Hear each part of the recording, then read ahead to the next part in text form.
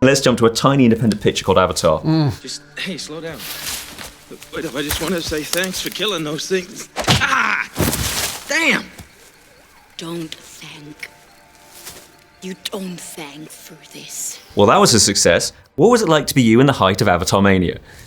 That was different. I think because we had been so brutalized about the Head and Shoulders on Titanic, we just went into it kind of from a Zen space. You know what I mean? This could be big, could be death, either one, you know? Let's go. Just let's not make any assumptions. You should see your faces. But we didn't have the deck stacked against us as much, but there was a lot of negative buzz on that picture about 6 months before it came out. When the trailer first dropped and all of a sudden it was like Smurfs meet Thundercats. Oh, yeah. This is great. I mean, they just, you know, everybody was sharpening their knives all over again. And then it landed, and similar levitation trick. You were the only person in this world to have two $2 billion pictures. I mean, not that you'd ever have the opportunity to say, I told you so, but there must have been a bit of that. You know, you just do the work, Yeah. and you imagine something cool, and then you talk a lot of people into helping you do it. And I try not to think too much about the outcome. You know, I mean, there is a singular pleasure in the curtain opening up and a movie coming up on screen that you're proud of. Yeah. You know, and taking people on a journey. And all the awards and accolades and that stuff, if you can't go into it ready to live without it, then you're just waiting, you're gonna crash and burn someday. You see what I mean? So I try not to invest too much in that. So true. But I do put every ounce of my whatever, you know, ability I have into trying to make it an experience that's unique. And that it was, particularly with 3D Revolution.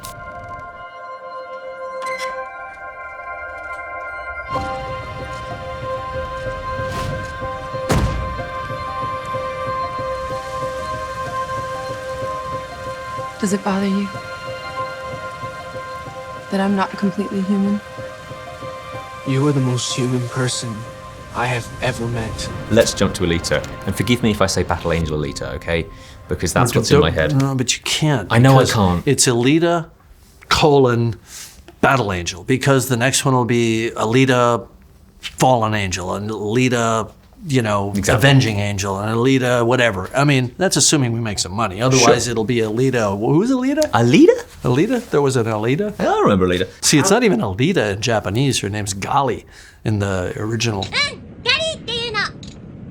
But then, of course, the manga is actually called Gunmo.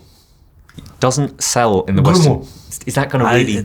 I'm probably not doing it justice. 4 tickets for... Gunmo, Yeah. which means gun dream. Gun Dream. Yeah, it's like the 8th passenger death. Yes, and Electronic Murderer. It's like... It It works, resonates in its culture. but not everywhere. Yeah. You can't remember. What do you mean?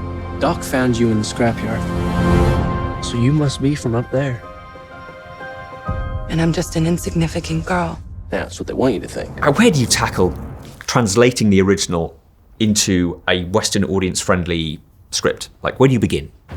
You know, it didn't take that much. I mean, it's all there in the manga. You just have to be sort of true. I mean, I couldn't be 100% true to Kishiro's style because it's quite graphic and gory. I mean, there's brains splashing on the wall and eyeballs squirting out, people getting their heads squished, and we sort of softened it a bit for a PG-13 because I thought you don't do a coming-of-age story of a young adolescent girl I feel a connection to it. I can't explain.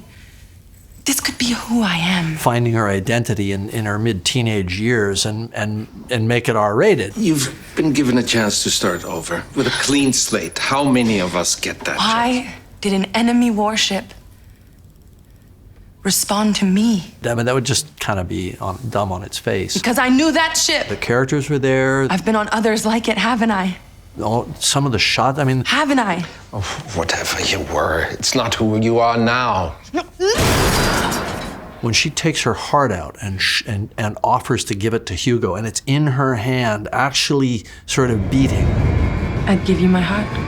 It's in the book. Yeah. You know, it's not in the same book that we drew the bulk of the story from. It's in a later book, but you know, it's like too I good. just treated it all as grist for the mill and tried to shape it into something that worked for a movie. So basically, it follows the story of the first couple books, with Motorball pulled forward and woven into it. Tonight is not a game. It is a hunt. Because you can't do Alita without Motorball. It's just a law. I think Yeah. it's a state law. There would have been a minor rebellion. Yeah.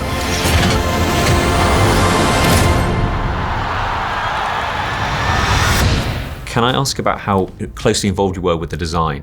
Because there are so many opportunities to really have fun with character design. Yeah. Well, I think we all fell in love with the potential of these cyborg bodies, especially the crazier, more theatrical ones. Because in the Motorball guys, the idea was that everybody gets to express their true selves through creation of their body, which is their social interface, or the character that they play on TV. If you're a Motorball paladin, as I called them, right? Okay. Dance a little, flea. Yeah, we had a lot of fun with that. Robert and I both did. Robert, being a cartoonist by trade back before he was a filmmaker, had a slightly more whimsical approach to it. And I said, all right, let's take those gestures, but let's make it look like real tech, with real bearings and real cast and machined parts and everything. This thing should look like your gestural ideas interpreted by like a BMW motorcycle engineer. And he said, oh yeah, that's great, let's do that. So what I did was I handed him my design group from Avatar, because I was way behind writing the scripts, and it was either that or let them go. So they all moved over to Alita for a few months. Enjoy. And they crushed it. You know, I mean, it's just the cyborg designs are fantastic. The design of her body is fantastic. Yeah. You know, and Robert ran it. I just said, here, take these guys. They are world class.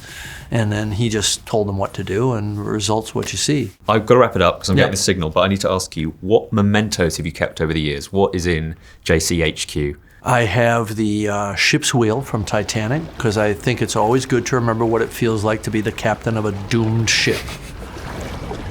I feel like that on every film I make. There's always that moment where you're standing there and hearing it all creak and groan, right? For Alita, I demanded the Damascus blade. I bet you did. And I think I've got one of several. I was taking it out of there that day when I visited the set. They had to prize it from my hand. I need to test this at home forever, okay? Yeah, exactly. Yeah, sure. It's mine now. Any others from like further afield, like Terminator or anything? I have the actual Queen and Power Loader full size from Aliens.